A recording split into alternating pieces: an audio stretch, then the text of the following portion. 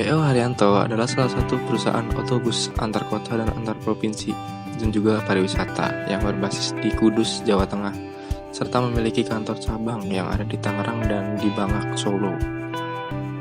Pada tahun 1979, TNI Angkatan Darat yang berada di Tangerang, di mana di sana dia dididik dan ditugaskan menjadi seorang supir yang tugasnya mengangkut bahan makanan, bahan bakar, dan alat pertahanan sejenis meriam.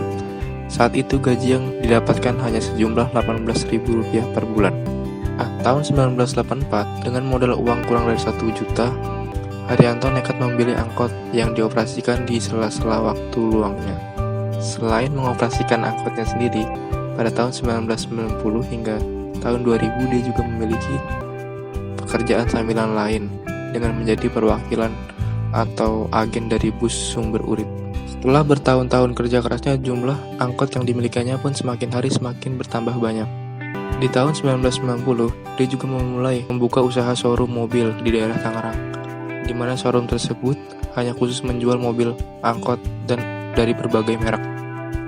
Keputusan final Haji Haryanto terjadi pada tahun 2002 ketika dia berumur 43 tahun, di mana dia mengundurkan diri dari kesatuan di TNI dan memilih berkonsentrasi penuh mengurus usaha-usahanya yang ia bangun.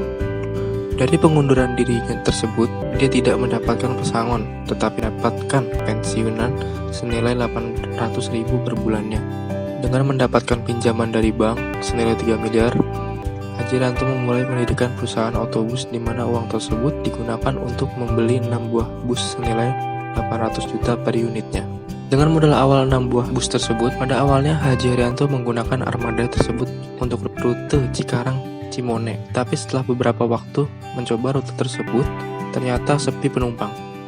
Hingga akhirnya Haji Haryanto kembali mengubah busnya tersebut dijadikan kelas eksekutif dan mengalihkan trayeknya ke Jakarta Kudus, Jakarta Pati, dan Jakarta Jepara. Mulai saat itulah perusahaan otobusnya semakin besar dan begitu juga diikuti dengan penambahan jumlah armadanya yang semakin banyak hingga lebih dari 100 unit dan meliputi berbagai trayek yang ada di Pulau Jawa. Haji Haryanto sangat sadar bahwa segala usaha yang dia lakukan itu tidak akan berhasil tanpa adanya campur tangan dari Allah Subhanahu wa Ta'ala. Sebagai wujud dan rasa syukurnya itu, sehingga dia memiliki tradisi untuk memberangkatkan para anak buahnya untuk menunaikan umroh atau haji ke Tanah Suci Makkah yang masih tetap dipertahankan hingga sekarang.